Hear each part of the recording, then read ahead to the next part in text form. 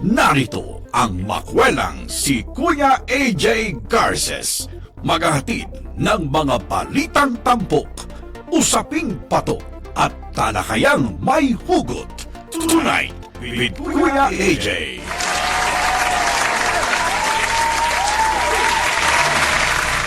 Magandang gabi po sa inyong lahat. Kumusta na kayo dyan? At ngayon ay August 5, 2026. It's a Wednesday evening. Samahan niyo ako sa programa natin. Oo. Ang programang Tonight with Kuya AJ. At ang pag-uusapan natin ngayon, patuloy natin pag-uusapan ngayong bahagi ng ngayong linggong ito. Ay ang mga munisipyo, mga piling munisipyo ng probinsya ng Benguet, kung saan ay pwede tayong mamasyal. Ibabahagi namin sa inyo kung saan tayo pwedeng pumunta nang hindi mabubutas ang ating bulsa. Ayan, at syempre, at pag sinabing pamamasyal, mga malapit na tao dito sa probinsya ng Benguet, particularly ang malalapit lamang. Pag sinabing malapit, alam mo na, kala mo malapit, malayo pala. Pero ito ay one ride away. Yan, just one ride away. Konto pa. Ayan, ang pag-uusapan mo natin mamaya. Pagbabalik po ang programang Tonight with Kuya AJ. Ang syempre, isa namang napakagandang munisipyo na malapit lang po sa Baguio City. Ang munisipyo ng Atok. Magbabalik po ang programang Tonight with Kuya AJ.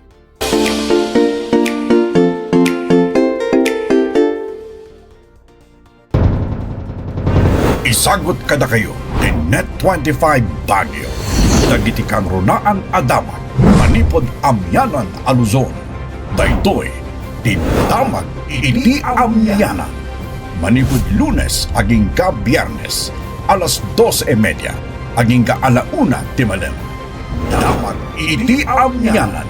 Ilocano Newscast, Net25 Baguio.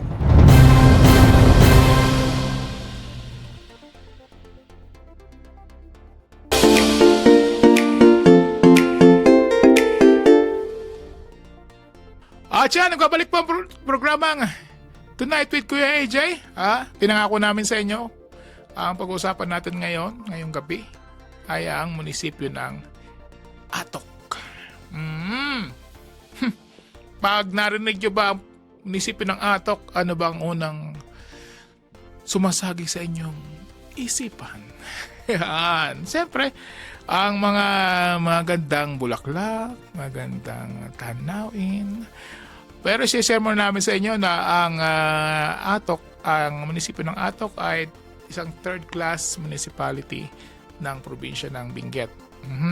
Noong 2024, ang population po rito ay mahigit 19,000 na tao. 19,000. Yan. Nung una mga panahon ng mga Espanyol. Ang Atok ay pinangalan ng Siontog. Siontog. CHONTOG. Isang Ibaloy word po na ito ang tawag sa lugar ng mountainous. Yan. Ito ay paborito dahil ito ngayon nasa mountain top.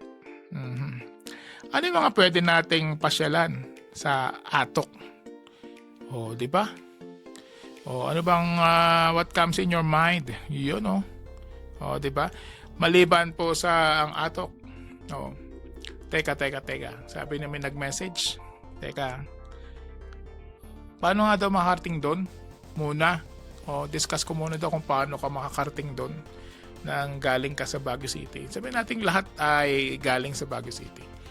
Hanapin niyo ang lugar na tinatawag na Center Mall. Pwede rin doon sa Good Taste. na nasa Center Mall. Nasa likod ng Center Mall. Doon sa likod po ng Center Mall, maraming biyahe ng vans. Mga L3. Yan. Naghatid John, diretso ng Atok. Sa inyong paboritong pasyalan doon. Mamaya, mabanggitin natin yung pasyalan. Pero, yan, pwede ka nang mag-commute. Pupuntang Atok. Or pwede ka mag-arkila ng taxi. Alam mo, meron kayong, ang taxi po sa Baguio ay 5 ang pasahero. 4 lang pala. 4 lang ang pwedeng sumakay. 5 kayo kasama driver. Nag-range to ng 4,000 to 5,000. 4,000 to 4,500 yung range. Pero kung siyempre, out of budget ka, di sakay kayo lang vans dyan sa likod ng Center Mall. Yan. Tara na. Nakarating na tayo ng Atok. Dahil naturo ko na sa inyo kung paano sumakay ng van. Yan. Pamasahe. Pamasahe. Dati, 150 per person. Tingnan nyo, kung baka nagbago, medyo tumaas ang gasolina, baka nagmahal sila, nagtaas pala. Hindi nagmahal, talagang magtataas lang. Yun, ano ba makikita natin sa Atok? Siyempre yung mga tinatawag Sea of Clouds. Alam nyo ba ang Atok rin? Pag masyadong malamig, sa Baguio nag-experience ang mga nag-experience dito 9 degrees. 9 degrees. Masyadong malamig talaga. Nanonood. Pero sa Atok, almost 0. Minsan 0 degree. Nagiging dahil nito para mag-yelo. Ang tawag nila andap. Nagkakaroon ng yelo yung mga dahon, yung mga pananim nila. Nasisira yung pananim. Diba? Pero sa mga mamasyal, turista, siyempre yung kanyang Sea of Clouds, nalilimutan ko English na spectacular view. Diba? Eto na. Unang pasyalan, number 1. Ayan. Ang Northern Blossom Flower Farm. Yun, doon baba. Doon mismo kayo baba ng mga vans na sa likod ng Center Mall. Doon. Pag sakay mo, baba. Mismo sa gate nun. At pag pumasok ka ng gate ng Northern Blossom Flower Farm, siguraduhin mo may pera ka dahil magbabayad ka ng entrance. Di ba? Magbabayad ka ng entrance. Tingnan lang kanilang mga Facebook page para malaman kung magkano ang babayaran mo. Di ba? Dito napakaraming bulaklak. Depende sa panahon. Maganda daw mamasyal mga February o March, April, summer. Talagang mapapawaw ka. Sa pamamasyal mo sa dami na iba't ibang uri ng bulaklak ang na makikita mo. Hanggang alas 3 lang na yung kanilang yung open yung farm. Kaya kailangan pag summer magdala ka ng mga palangga sa init. Kasi alam na, may mga katulad natin mga sensitive skin. Diyan, di ba? So kala ng Santa, ganyan, di ba? Maganda. Pasyalan natin yan. At may bonus pa yon dahil kasama sa entrance ang inyong 1 coffee at may biscuit na kasama. Masarap din naman. Ayan. Ang sinasabi, ang bukas na ang farm ng alas 6 ng umaga hanggang alas 12 at 1 p.m. So meron silang break, noon break at hanggang 4:30 p.m. Pag Sunday, sarado daw. Pero kailangan mo check mo lagi sila o mag-coordinate kayo through their mga social media pages. Pag regular, 250 ang bayad. Pag may PWD, 200. Tingnan nyo pag bata. Ayan. At siyempre karamihan na pupunta sa Atok ay yung mga flowery. About flower attraction. Punta kayo sa mga Instagrammable. Isa dito ang Heights Place. Heights. Spelling. HIGHT apostrophe S, Heights Place. Yan. May mga bahay, may bulaklak farm, talagang kilala talaga Atog sa mga pwede rin kayo mag-camping, pwede kayo mag-rent din kahit dun sa inuna natin kanina na Northern Blossom. Ay pwede kayong mga photoshoots. Yan, pre-nuptial. At meron rin kape sa loob, may cafe. Yan. At dito medyo mura-mura ng konti. Pero siyempre bisitahin po natin ang kanilang mga social media pages para sa ito ay bukas alas 8 hanggang alas 5 ng hapon, araw-araw. Maliban lang kung meron silang special occasion. Kailangan coordinate muna. Pangatlo, Sakura Park. Tunog pa lang. Parang Japanese ka na. Sakura Park ay mga bulaklak din. Ito ay privately owned. Meron itong entrance fee. Yan. Check nyo rin. Minsan, ito sinasabi naman daw na ito ay libre. Pero kailangan yung check nyo rin. Meron itong mga iba't ibang klase ng bulaklak. Malamang, in-expect natin meron silang sakura. Yung sakura ko, yung bulaklak sa Japan na yung tree na may bulaklak na mga kulay pink. Pink ba yun? Pink. Napakaganda. Tingnan nyo. Baka pagpunta nyo, merong may sakura blossom. Yeah. Yun, kino-confirm nila. Libre daw.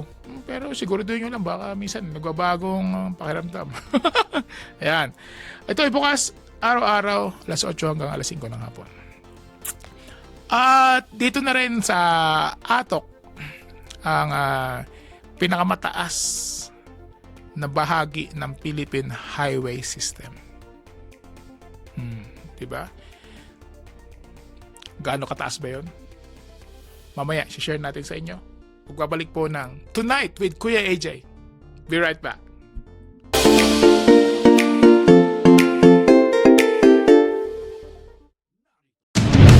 Abangan ang mga malalaking kaganapan sa Northern Luzon.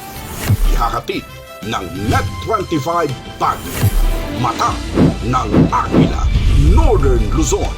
Lunes hanggang Biyernes, alas 4 ng hapon.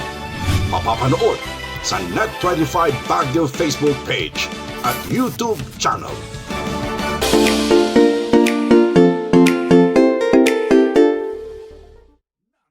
Ayan, welcome back po sa ating programang Tonight with Kuya AJ. Kumusta na kayo? Okay po ba kayo? Ang pinag-uusapan mo natin ngayon ay ang munisipyo ng Atok. Binanggit na po natin kanina at ibang mga kung paano pumunta ng Atok. Yan. Ano ba yung mga initial na mga popular pasyalan na pwede kayo mag-spend the day. Di ba? Ang pagpunta po ng Atok ay 1 to 2 double check ko nga mamaya. Yan, 1 to 2 hours. Pwede na kayo makarating doon. Kaya iniwan natin ay nasa Atok ang highest point in the Philippine Highway System. Kasi 'di ba ang Pilipinas interconnected kung across towns yung mga highway yan, 'di ba? Yung mga highway na yon, meron niya nasa bundok. Yon, nasa Atok area. Ang taas po nito ay 7,400 feet o 2,255 meters above sea level. Yan. Kaya ito yung una. Dito. Ito yung una. Yung original na tawag nila. Kuya AJ, yan yung original. Anong original? Meron bang peke? Na highest point na highest point ng Philippine Highway System meron gugulatin mo naman kami kay AJ dahil naagaw na dahil naagaw na noong 2019 Hindi na dyan sa Atok ang highest. May Halsema Highway. Hindi na. Napunta na ito sa spot. Makikita ng mga riders yan. Makikita nyo sa mga picture nila. Kiangan, Tinok, Bugyas Road. Doon makikita yung sign. Oo, na ito na yung the new highest point in the Philippine highway system. Yan. Ito ay mas mataas. Kanina, ang 7,400 feet. Ito ay 7,968 feet. Above sea level. Kaya ito na ay nalipat from Atok, the highest point ng Philippine highway system, ay from Atok to Tinok in Ifugao. Yan. Di ba? Yun. Pero sa matagal na panahon, diyan nalagay sa Atok yung highest na bahagi ng ng Benguet. Ng highest ng point ng Philippine highway system. Aba, kung papuntang Atok, dadaan kayo ng Halsema Highway. Aba, yung Halsema Highway. Alam mo ba ng mga, pag nag-search kayo sa mga YouTube channel nyo sa Facebook, ano ba ang Halsema Highway? Isa sa mga dangerous highway. One of the dangerous highway sa Pilipinas. Bakit? Napakataas nasa bundok. Minsan masisikip. Diba? Kaya makikita mo dito sa Halsema Highway sa Atok ang HAP Tunnel. HAP. Okay. Ito na yung kaya HAP nga Yung bundok, meron niyang doon sa ilalim ng bundok dumaan yung kalsada. Makikita niyo yan. Share namin sa inyo. Yun. Kaya hindi yung buong tunnel. Half lang. Yung bubong ng dumadaan yung mga sakyan sa bubong ng bundok. Yan. Hindi totally covered. Kaya half tunnel. Makikita niyo yan. Ito ay 50 meter long. With 3.8 meters na height. Kaya kailangan na pag bumabiyahe kayo, pwede nyo sabihin sa inyong mga poging driver na pag dumaan doon, baka naman pwede pakiusapan na stop. Quick picture lang, huwag kayong matagal kasi siyempre, maabala nyo rin yung mga bumabiyahe. At yan, makikita nyo rin ang Usukan Spanish Trail. Di ba? Ang Usukan Spanish Trail ay tinatawag rin itong Salt Trail. Yan. Kung saan ginagamit ito nung mga panahon ng ating mga visitors dati, mga Espanyol, mga visitors din, no? At ginagamit itong trail na to ginagamit sila ng kabayo o paglalakad. Yan. Dito rin binabiyahe yung pagbiyahe nila ng mga asin. Binabiyahe na paakyat kasi essential lang asin, lalo na sa mga mountain areas. Ginagamit na lang hindi lang sa pagluluto. Ito ay ginagamit rin sa pagpe-preserve ng pagkain. Oo, kasi nung parang wala naman mga ref. Oo, alam niyo ba yun? Wala talagang ref. Oo, walang ice. Kaya ang ginagamit doon ay asin. Kaya nung mga unang panahon, itong trail na to, itong Usukan o Usukan Salt tinatawag yung Salt Trail, kung saan yan dinadaan patawid. Ito ay may habang 2.2 to 3 kilometers. Meron ding may mga tunnels at mga rocks mga huge rocks na pwede nyong daanan. I-coordinate lang naman sa mga guides. Pumunta kayo sa munisipyo sa munisipyo ng Atok at pag-coordinate kayo sa kanilang tourism office. Yan, tanong nyo lang, paano ba makarating ng Usukan Spanish Trail?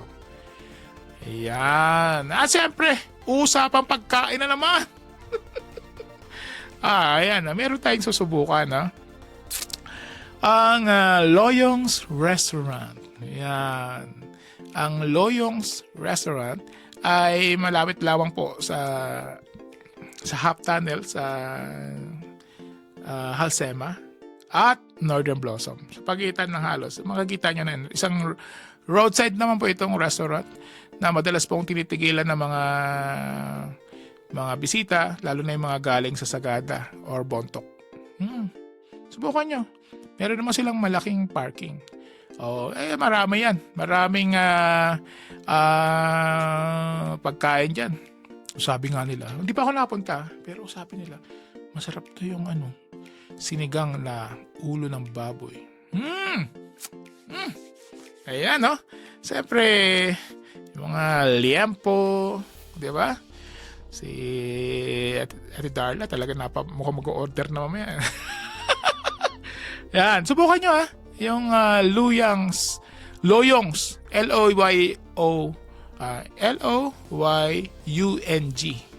restaurant dyan sa Atok, Benguet. Siyempre, magkalimutan, no? Balik ulit tayo sa paglalakad, no? Mount Timbak. Alam nyo ba na Mount Timbak ay pangatlo sa mga highest mountain dito sa Luzon.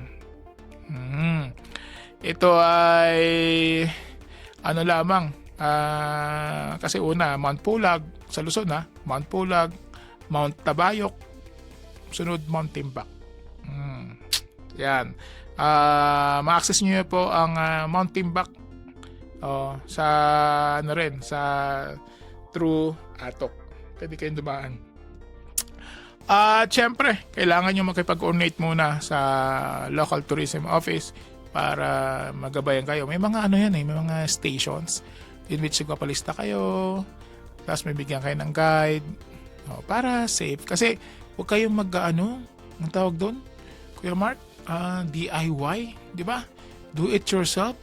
Mas marami, lalo pag sa bundok, mas mahirap po na wala kayong kasamang guide. Huwag kayong mag-alala sa gastos. Mas safe naman kayo. Diba? Kung magtitipid kayo, tapos maligaw kayo, kinabukasan, pinapanawagan na kayo sa radyo. Diba? Ayaw naman natin mangyari yun na masisira yung ating bakasyon. Lalo na yung ating mapapalagay sa alanganin yung ating safety. Diba? So, kailangan nating alamin, Pag may alam, mas maganda. Kasi hindi na mahirap ngayon pa mga kabayan na kumuha ng information. Bakit? Dahil nga sa internet, sa social media, meron ding mga dyaryo. Pero sabi nga, tatype mo lang marami mga pumunta. Maliban lang kung kayo talaga yung unang pumunta. Di ba? Pero marami nang bumunta. Pero sabi nung mga nakausap natin na talagang nagpa-mountain climb sila, yung parang tawag ito? Extreme gimmick. Extreme adventures. Na nag-mountain hike sila, doon sila nag-stay sa taas, sa bundok, doon sila tutulog. Minsan nag-rock climb pa. Diba? Mas maganda na kumuha po tayo ng serbisyo ng eksperto o mas nakakaalam sa lugar na yon. Huwag tayo umiwas sa mga registration. Mas maganda po na talagang tayo ay nakarehistro bago tayo tumungo. Diba? At siyempre, maraming salamat po sa inyo sa inyong pagsama ngayong gabi, August 5, Wednesday night. At siyempre ba tayo magpaalam? Salamat po sa ating mga nasubaybay ang Domingo, sa Domingo family sa Baguio City. Ayan, that's panguna ng kailang airpot na si Joel Domingo. Ayan, at Ate Edna, ang kanyang misis. Ayan. At sa kanilang mga anak. Ayan. Maraming salamat po sa inyong pakikinig. At hanggang sa susunod pong araw, bukas, magkarinigan tayo. Panoorin nyo ako ulit. Salamat po sa inyong pakikisama. Bye! Tonight with Kuya AJ. Tonight with Kuya AJ kasama si Aldrin Garces. Patuloy niyong subaybayan ang mga talakayang tapat, impormasyong dapat at sapat sa panlasa ng taong bayan. Dito lamang sa Net25 Baguio. Tonight with Kuya AJ.